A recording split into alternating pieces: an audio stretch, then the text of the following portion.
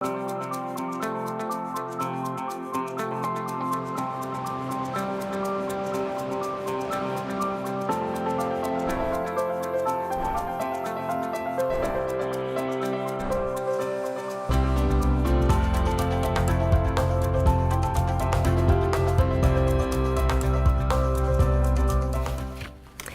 afternoon and thanks for joining us. I'm Judy Simpson. As always, on the fourth Wednesday of the month, I'm joined by Mark LaBarr, conservation biologist for Audubon, Vermont. It's great to see you again. Always nice to be here. And we're going to talk about one of the birds that's a favorite of yours. It is a favorite of mine. It is the common tern, which is a bird that I've been working with going on 26 years now, that I've been buzzing around Lake Champlain. Working with this state endangered species and trying to bring their populations back. So it's we've talked about terns before, but always like to bring them back along and give folks the update. Yeah, give us a little bit of background first. Well, the common tern is a colonial nesting water bird that nests on Lake Champlain. It is state endangered.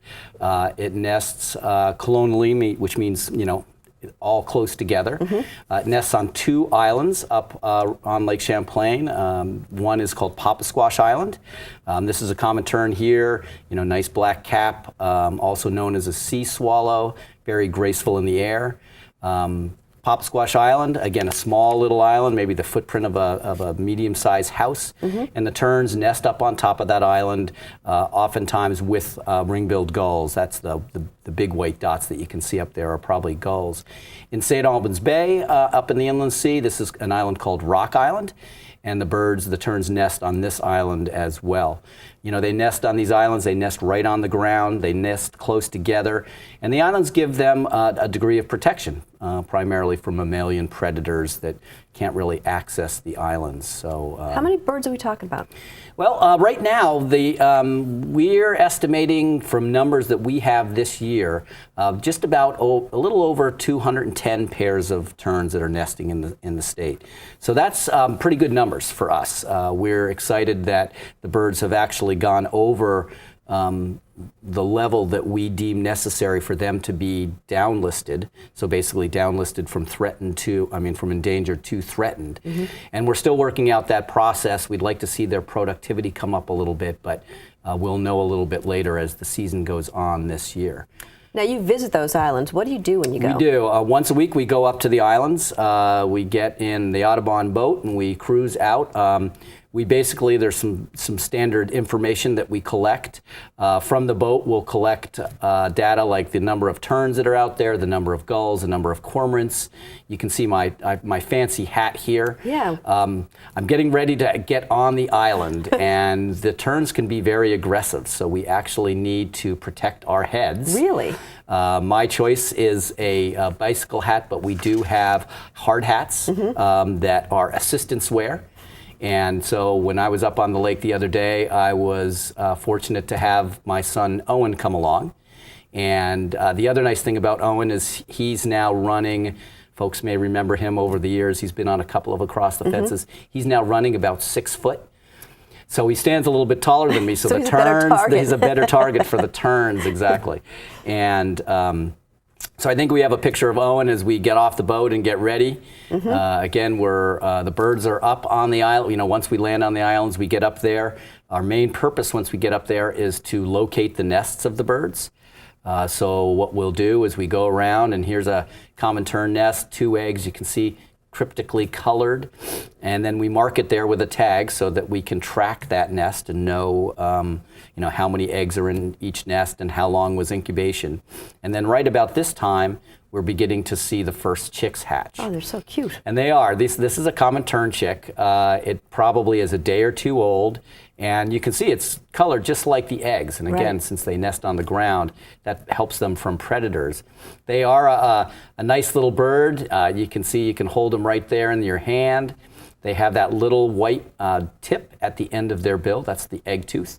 Okay, so that's chip out of the egg. That's what they use to get out of the egg. And as they get older, they'll begin to progressively begin to look like the adults. They'll molt out of that fuzzy juvenile young plumage, you know, and they'll molt into their first kind of juvenile plumage, which is much more adult-like. So it sounds like obviously they nest on the ground and they're predators, but also you have to, I mean, boaters or people, are they discouraged from visiting these islands? They are, and there's a number of different management pieces that we put into place. Right now, the biggest threat to the terns out there are nocturnal predators. So we have predators like great horned owls that visit the islands and will basically reduce the productivity by eating chicks and chicks of gulls as well. But to kind of avoid that and to try to give the chicks a place to go, we start off by putting out chick shelters. And these are basically, you can see, this is the north tip of Papasquash Island. And you can see that we have these little teepee design shelters that we scatter around, put them mostly next to a lot of nests. And the chicks can get out. Scoot in there. Yes. And so you don't put them over the nest themselves? Correct. So the adults can still incubate, but when the chicks hatch, they're very mobile within a day or two. They can then scoot underneath that thing at night, or if it's a very hot day, they get some protection and shelter from that as well. So that's one way that we work to keep the population from getting the productivity levels to go down. We also put buoys out. You mentioned people coming out. Right. And this has been really effective. You can see the terns kind of disregard the buoys. So every year they like to hang out on them, and sometimes you can't see the buoy by the time the summer's over. But it does keep boaters and people from actually landing on the islands, stepping on nests. These nests are right next to each other. Right. And they're cryptically colored. So if you were to walk around on the island, you could easily step on nests and chicks. We have other concerns, which one of them is ring-billed gulls. They get back to the island beforehand. This is a bunch of gulls that are looking at me right after we landed. And you can see that wire grid system in the back. I noticed that. That's a system that helps us keep gull numbers down. It also keeps double-crested cormorants off the island. So we were able to protect that area and the space, keep that space open for the terns. The gulls oftentimes get back a little bit earlier, set up shop.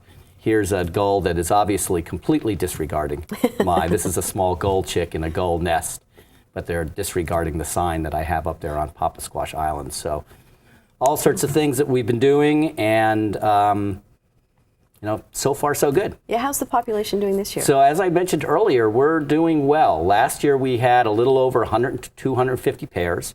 This year is down a little bit from that. So we're looking at the range of maybe 220 pairs out there. And again, our goal for them to be delisted from being endangered is 300 pairs, but to be dropped down to threatened is 200 pairs. So we have to average that over 5 years, which we've done. And right now, the Scientific Advisory Group on Birds, which is a group of folks that advise the Endangered Species Committee, are considering how we might look at, since the adults have made the population goals and yet our productivity numbers haven't, when do we actually delist them? But we're very close to that. Excellent. So they're doing great. And the next couple of weeks up in the island will really tell us how our productivity for this year is coming along. So fingers crossed that we get a lot of young birds off. How long will it take? How old do the chicks have to be before you know that they're going to be okay and make it? Well, what we do is we'll go out and we'll band each one of the chicks. We'll put a little metal band on it. So each time we go up there, we'll find those chicks. We record the band numbers in. Once they reach about 15 days is usually the minimum that we have, we'll consider them fledged. It takes them about 21 days to fledge, but since we only get up there once a week and we're not there all the time, we use 15 days as kind of that's the time that they can move around, get in the shelters, avoid predation, things of that nature. Okay. And as far as incubations, it's about 3 weeks for incubation as well, 21 to 25 days. So this year they started a little late, so hatching is a little late. And as I said, we're just now I'll be going up onto the island in a day or two, and we'll see how the first bunch of chicks did.